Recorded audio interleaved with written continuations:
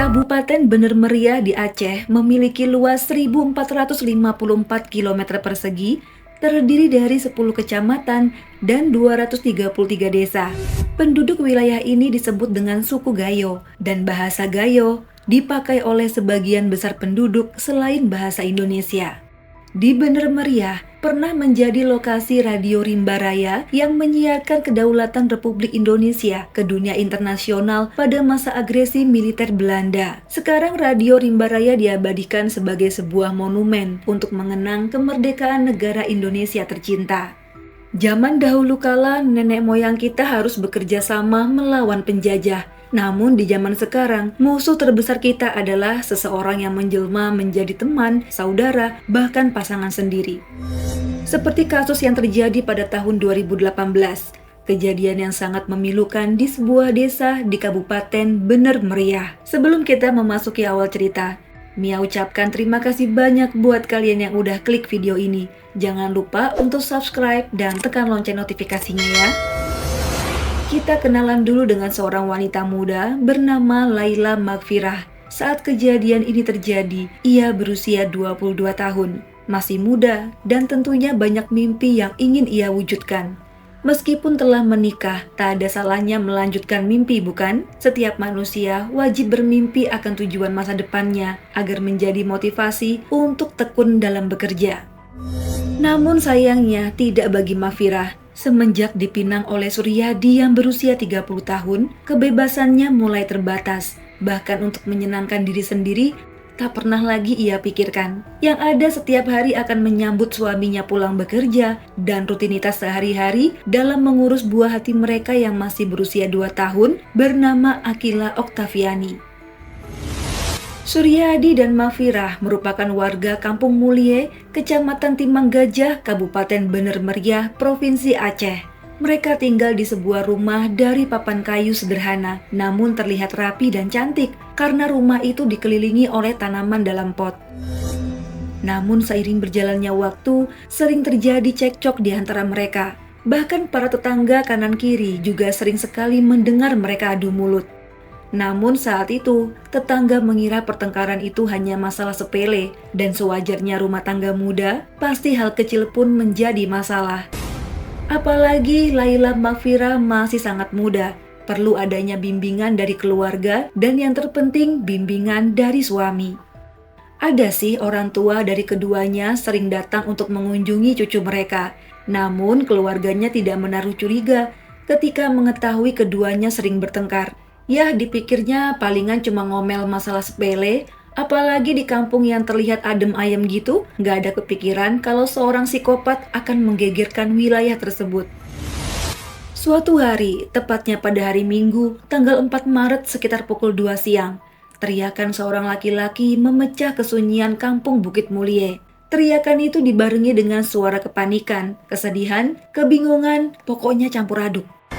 Nah, warga yang tengah beraktivitas dan sadar akan suara minta tolong segera saja mendatangi asal suara tersebut, yang rupanya berasal dari kediaman Suryadi.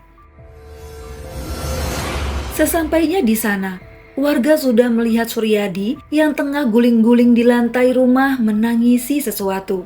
Lantas warga dibuat terkejut lagi karena melihat Laila Magfirah dalam posisi tergantung. Sontak warga menjadi panik dan segera menghubungi petugas berwajib. Tak lama kemudian, tim Polsek Timang Gajah telah sampai di TKP sekitar pukul 3 sore. Di sana sudah berkumpul warga, juga keluarga korban yang menangisi kepergian ibu muda itu. Bahkan yang sangat memilukan, Akila duduk di sana sambil melihat tubuh ibunya tanpa mengetahui sang ibu sudah kembali ke pangkuan pencipta. Tak berselang lama, tubuh Laila yang diturunkan oleh petugas akan dibawa ke puskesmas untuk dilakukan visum. Namun tiba-tiba Suryadi memberikan surat wasiat yang ditulis istrinya sebelum meninggal. Secara garis besar, Laila meminta izin untuk mengakhiri hidup, juga memohon maaf kepada suami dan keluarganya. Dan yang lebih penting, menurut isi wasiat itu adalah korban tidak ingin jasadnya dibawa kemana-mana, langsung saja dikebumikan. Hah? Lelucon apa ini? Bahkan jika benar ia mengakhiri hidup yang sangat dilarang agama, Laila Mafiro adalah wanita yang baik di mata keluarga juga tetangga. Pastinya, mereka akan berusaha sebaik mungkin untuk mempersiapkan segalanya seperti memandikan, menghafani, menyolatkan, hingga dikebumikan. Entah mengapa isi surat wasiat itu terasa janggal, apalagi saat penyidik membacanya. Diam-diam mereka juga menanyai beberapa tetangga juga keluarga terkait hubungan rumah tangga Suryadi dengan korban. Nah, dari sini didapatilah informasi jika mereka kerap bertengkar. Untuk itulah, polisi tetap membawa jenazah korban ke Puskesmas Bukit Mulie dan hasilnya tidak ada tanda-tanda mengakhiri hidup. Jelas, ini adalah rekayasa semata. Kapolsek Timbang Gajah, Ibda Jufrizal mengatakan anggotanya yang telah mendapat informasi ketidakwajaran pada tubuh Laila diperintahkan untuk segera meminta keterangan suami korban.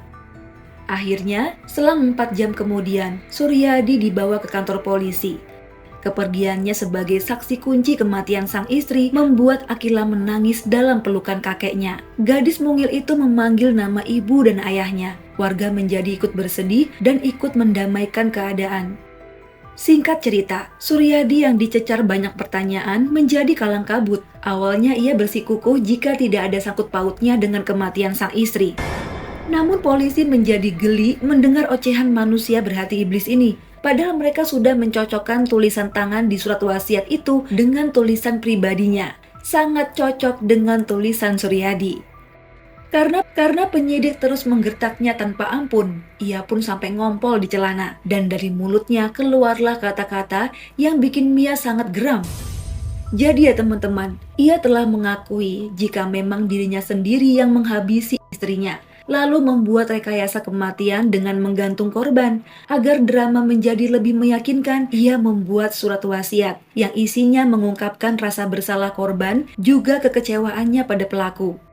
Lantas saat ditanya mengapa ia sampai hati melakukan hal tersebut, Suryadi menjawab jika kesel banget sama istrinya karena ia kerap melihat istrinya itu memukuli Akila atau memarahi Akila saat anak itu mengompol di kasur. Hal inilah yang membuat ia kesal dan melampiaskan amarahnya pada sang istri. Ia tuh merasa gak tahan lagi ketika buah hatinya sering banget diomelin sama istrinya.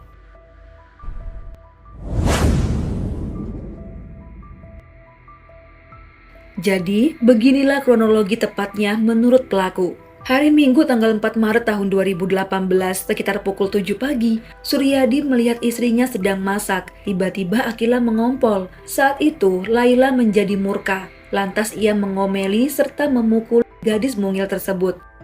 Nah, Suryadi yang melihatnya malah menghakimi sang istri. Ini bukan sekali dua kali Akila mengompol. Karena sudah tak tahan melihat perilaku istrinya, lantas Suryadi mencekik leher korban hingga tewas.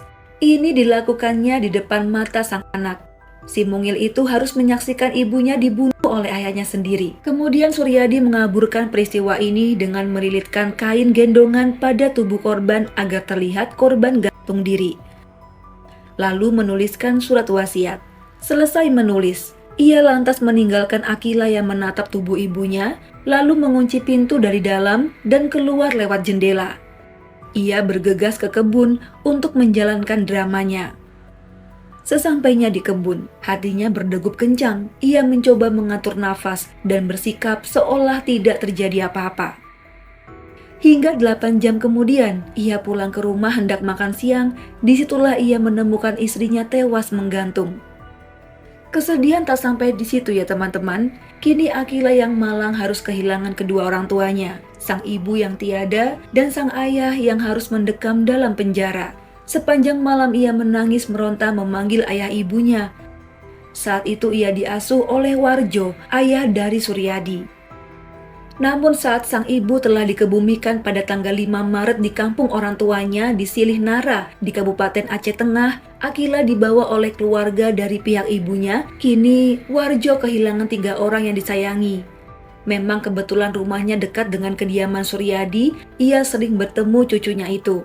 Tentu Warjo merasakan duka yang sangat mendalam. Mengingat kematian menantunya, juga putranya yang dipenjara, kini cucunya malah harus jauh darinya. Warjo hanya berharap Akila Oktaviani bisa tumbuh sehat dan menjadi gadis yang periang tanpa dibayangi masa lalu kelam. Menurut media yang beredar, Suryadi dikenakan pasal 44 ayat 3 dengan ancaman hukuman 15 tahun penjara. Baik teman-teman, memang perlu kesiapan mental ketika kita memutuskan untuk menikah agar tidak ada kesalahan pola pikir saat menjalani biduk rumah tangga. Mia berdoa buat penonton channel ini yang sedang mengalami kesulitan yang sama dalam hubungan rumah tangga, semoga diberi jalan keluar yang baik ya. Sampai sini dulu video Mia, mohon maaf jika ada salah-salah kata. Sampai jumpa di video selanjutnya, bye.